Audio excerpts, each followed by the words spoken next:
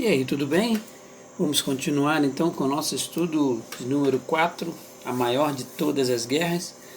Fizemos até a questão número 5, né? E ficou um estudo empolgante, o que prolongou um pouco o nosso tempo. E nos fez dividir então o estudo em duas partes mais uma vez. E com isso nós vamos então agora para a pergunta de número 6. Eu espero que você tenha gostado do estudo. Eu, pelo menos, na minha participação, gostei muito. Achei muito interessante, muito empolgante o assunto que nós estudamos até a questão número 6, número 5, né?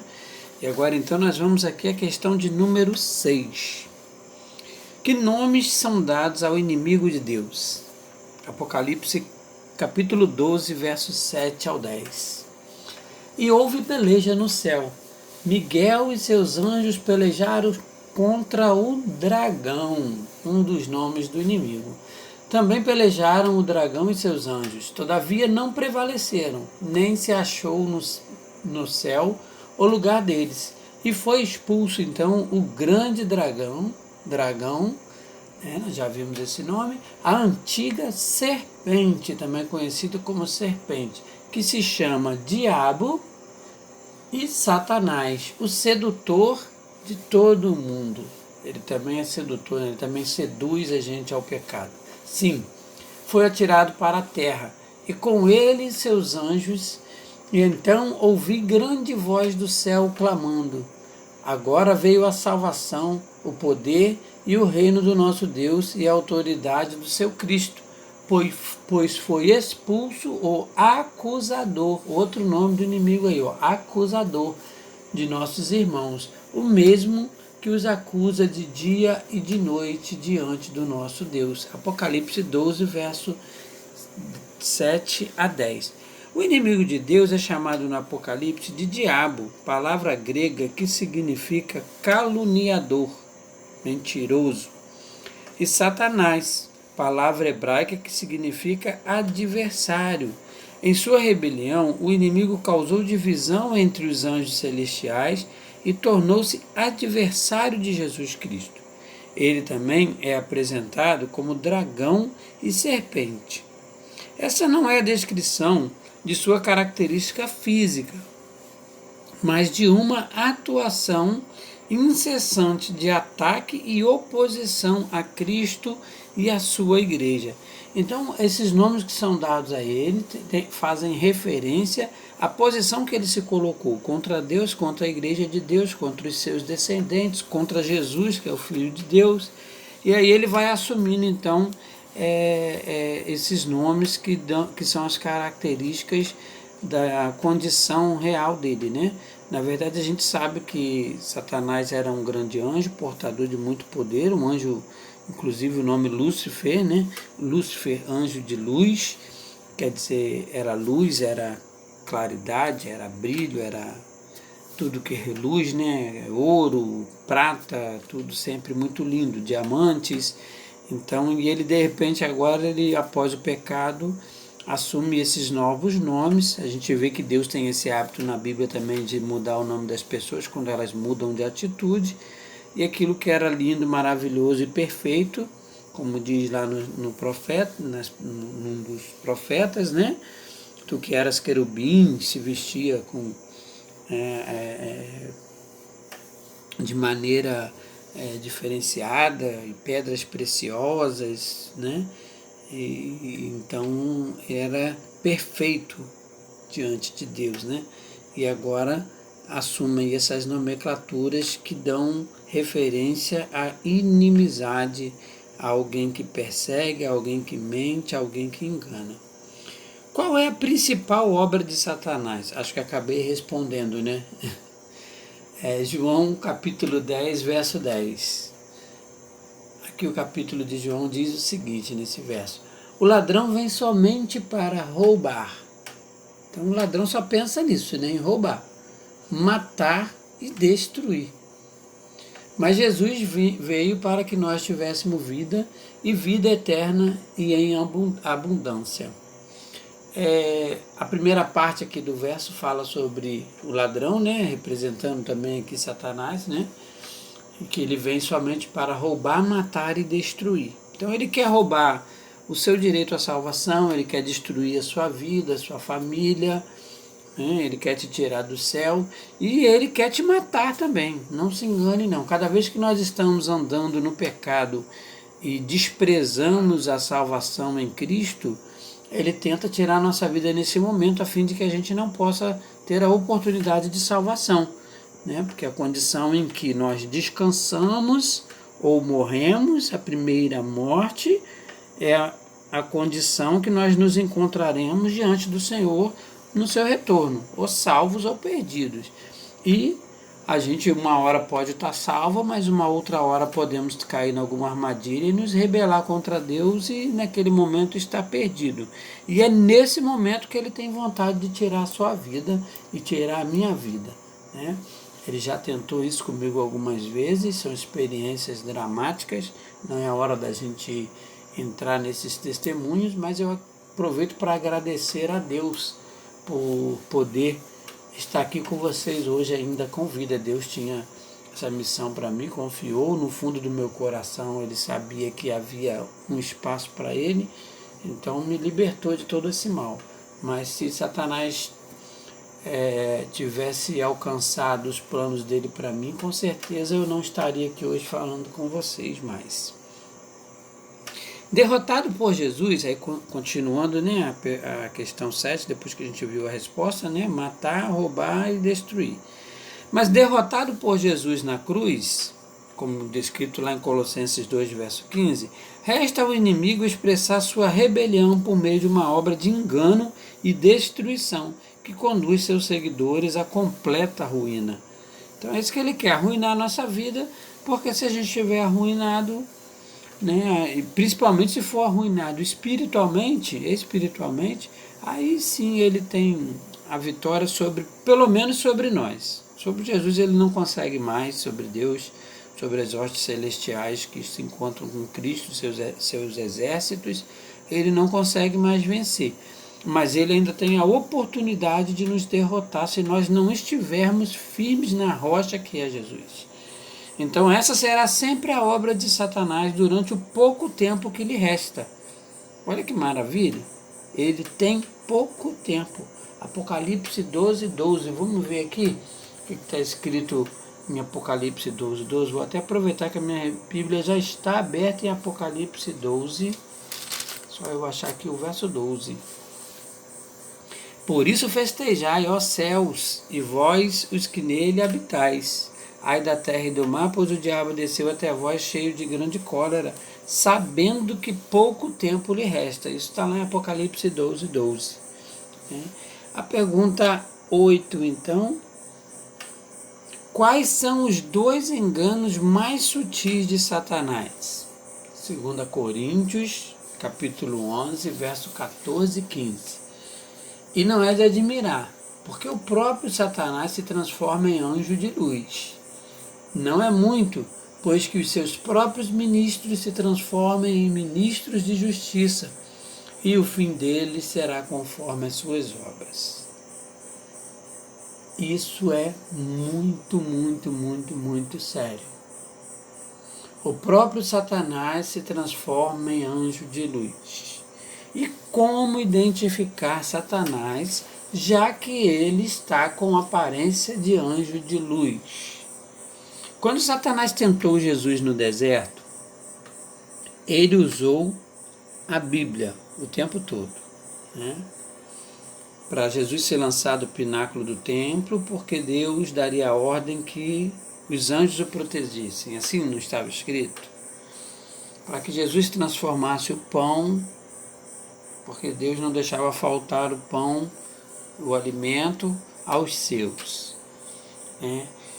Para que Jesus fizesse isso, aquilo, tudo ele usou passagens bíblicas. Jesus também respondeu com passagens bíblicas. Está escrito, está escrito, está escrito. Mas Satanás transformado em anjo de luz, nós como pessoas que não temos a mesma condição de Cristo, Cristo quando veio à Terra, ele estava em carne, tá? Era um ser divino, humano, mas não usou a sua divindade em causa própria. Estava cansado dos 40 dias do deserto, quando foi tentado, teve sede, teve fome. A Bíblia diz tudo isso, né?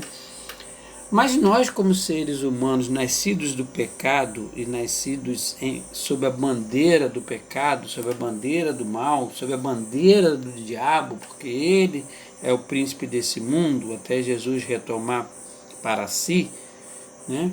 Jesus venceu a batalha, mas ainda não retomou o mundo. Jesus está com o Pai no santuário celestial, advogando em nossa causa, e virá para tomar o que é seu. Ele não disse: eu vou preparar lugar e quando tudo estiver pronto voltarei para buscar, para que onde eu estou estejais vós também. Então, por enquanto, a gente está sob a bandeira ainda do inimigo. Como identificar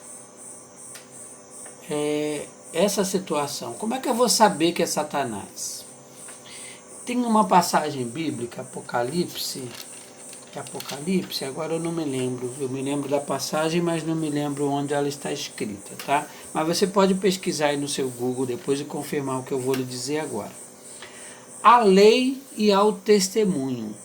Se eles não falarem desta maneira, jamais verão a alva. Esse ver a alva quer dizer que não verão a vida eterna, não terão esse encontro com Cristo e não participarão da eternidade com Deus. Quem não vai participar da eternidade com Deus? Aquele que não falar conforme ou não agir conforme a lei e o testemunho. Em algum momento nós vamos estudar sobre as duas testemunhas de Apocalipse. As duas testemunhas, o Antigo e o Novo Testamento. Às vezes a gente pensa que é Moisés, algum outro profeta, Elias, são testemunhas,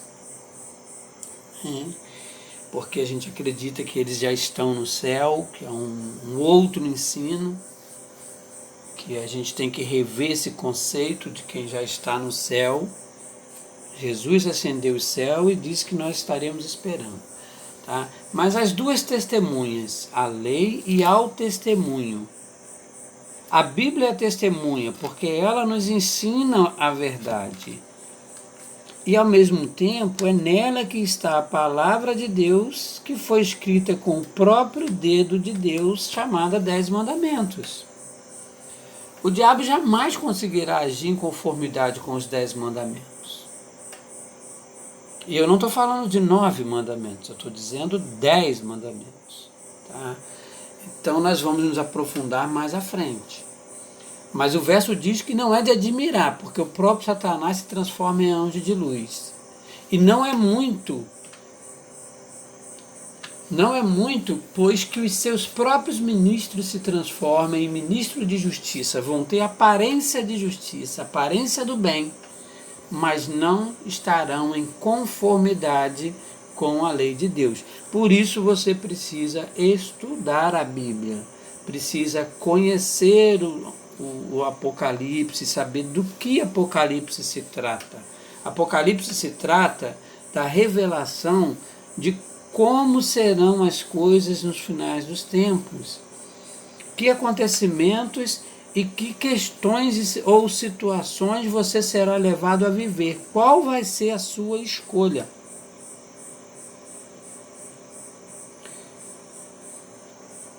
Então Satanás se transforma em anjo de luz e os seus próprios obreiros também, ministros, né?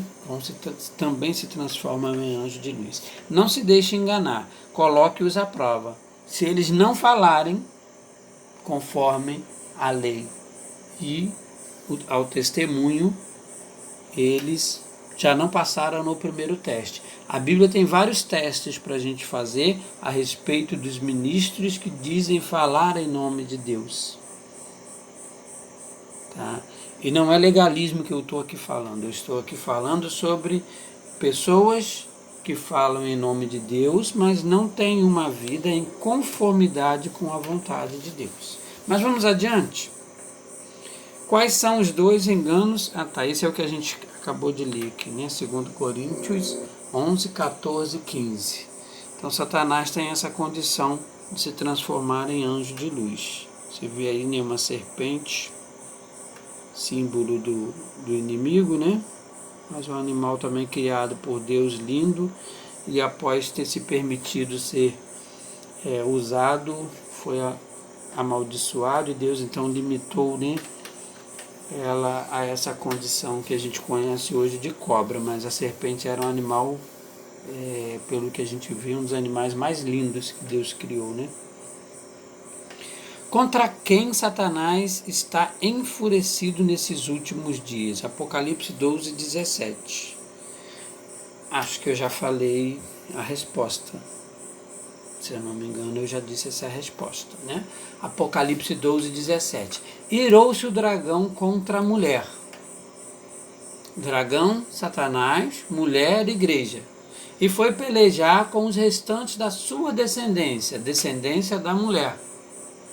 Mas quem são esses descendentes? Os que guardam os mandamentos de Deus e têm o testemunho de Jesus. Acabou que estava escrito aqui na minha frente e eu não tinha visto ainda, né? Porque a gente vai concentrando na pergunta e eu já tinha até esquecido. Eu preparei isso aqui ontem ou anteontem e acabei que não estava me lembrando que esse versículo estava aqui. Então está aqui ele, ó. Acabei de comentar sobre ele. E é exatamente ele que vem para nós agora como resposta dessa pergunta. Contra quem Satanás está enfurecido nos últimos dias? Contra os restantes da descendência da mulher, que é a igreja, né? E quem são eles? Os que guardam os mandamentos de Deus, conforme eu falei, Deus escreveu com o seu próprio dedo. Você pode ir lá em Êxodo, verificar lá em Êxodo 20, e ler o capítulo todo, e você vai ver que Deus escreveu com o próprio dedo. E tem o testemunho de Jesus, né? Essa é outra passagem idêntica àquela, né? O testemunho de Jesus. E se pôs em pé sobre a areia do mar. A areia do mar significa povos. Então Satanás se põe diante de todos os povos e tem raiva daqueles que guardam os mandamentos e têm o testemunho.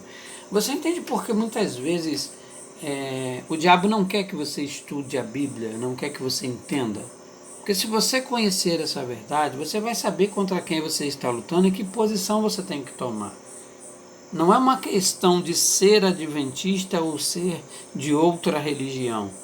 Será uma questão de tomar uma posição ao lado de Deus ou ao lado de Satanás. Chegará um momento em que nós teremos que fazer essa escolha. Porque essa liberdade de vertentes religiosas que a gente tem, quando elas entrarem em confronto com a Bíblia, forem confrontadas com a própria Bíblia, e o Espírito Santo for derramado sobre toda a humanidade, como foi no Pentecostes, isso vai se repetir, aqueles que conhecerem a palavra terão a revelação por completo. Mas aqueles que não têm o conhecimento, o Espírito Santo não há como fazê-los conhecer, né? É diferente em algumas situações. Os índios que conhecem a Deus através da natureza e outros povos, cada um pode conhecer, cada um tem o seu tempo, tem o seu entendimento. Mas nós que lemos, estudamos, escrevemos e tivemos essas revelações escritas através da palavra de Deus, e aí você consegue então também entender por que do amor de tantos países na Europa, na África, no extremo Oriente, quando recebem a palavra de Deus, porque já ouviram falar, mas não conseguiram estudá-la. Então é aquela paixão por receber a palavra de Deus, diferente de nós que temos 5, 6 Bíblias em casa.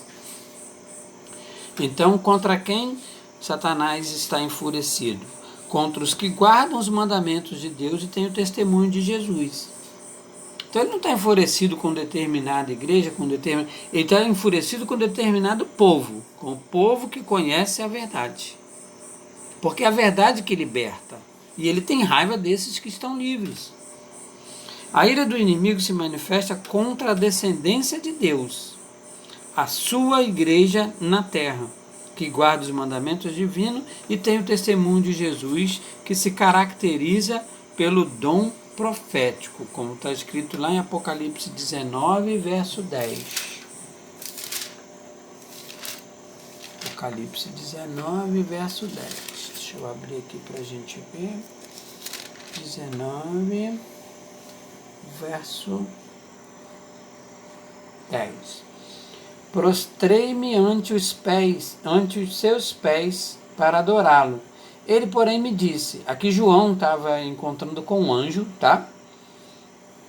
E ele se prostra então diante do anjo, aí o anjo vai e diz, vê, não faças isso, sou conservo teu e de teus irmãos, que mantém o testemunho de Jesus. Adora a Deus, pois o testemunho de Jesus é o espírito de profecia. Então aqui tá muito claro, né? Não adorar outro é conservo, né? E também tem o testemunho de Jesus e o espírito de profecia, que é o entendimento de toda a palavra de Deus, né?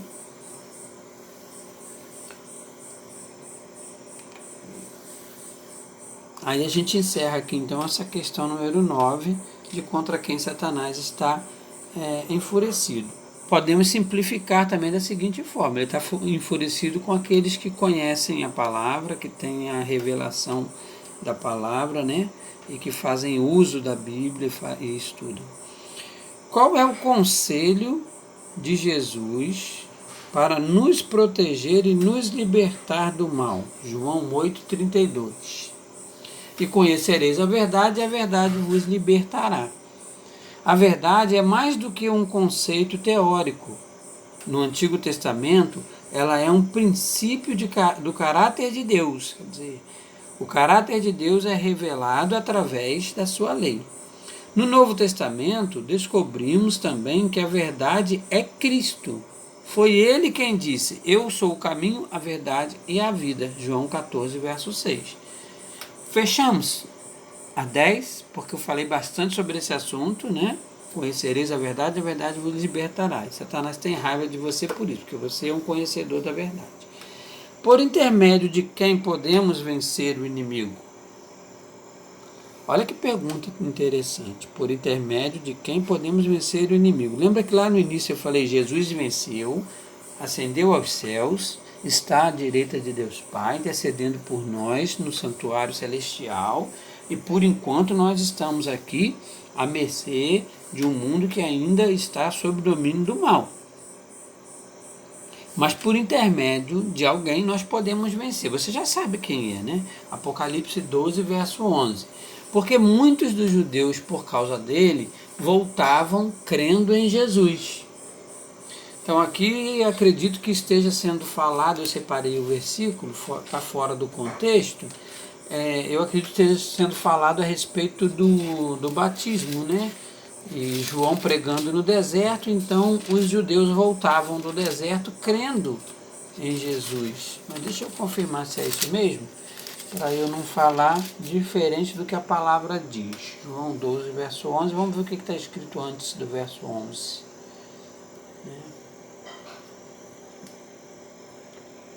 Verso 9 aqui, sob numerosa multidão dos judeus,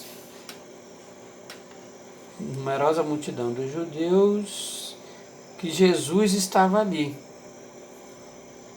E lá foram, não só por causa dele, mas também para ver Lázaro, a quem ele ressuscitara. Ah, sim, a ressurreição de Lázaro, dentre os mortos. Mas os principais sacerdotes resolveram matar também Lázaro, porque muitos dos judeus, por causa dele, voltavam crendo em Jesus. Então, quando as pessoas iam lá, ficaram sabendo do milagre da ressurreição de Lázaro e foram lá, tiveram testemunho, então, e começaram a crer em Jesus, que Jesus era o Filho de Deus. Afinal, só Deus poderia dar a vida, né?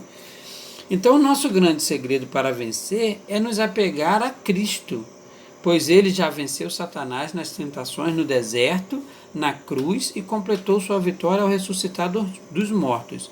O inimigo sabe que está perdido, por isso se parece com um leão que ruge, pois no desfecho do conflito será destruído no lago de fogo e enxofre, que é preparado para ele e para os seus anjos, também para os seus servos, né? Para a besta e seus servos.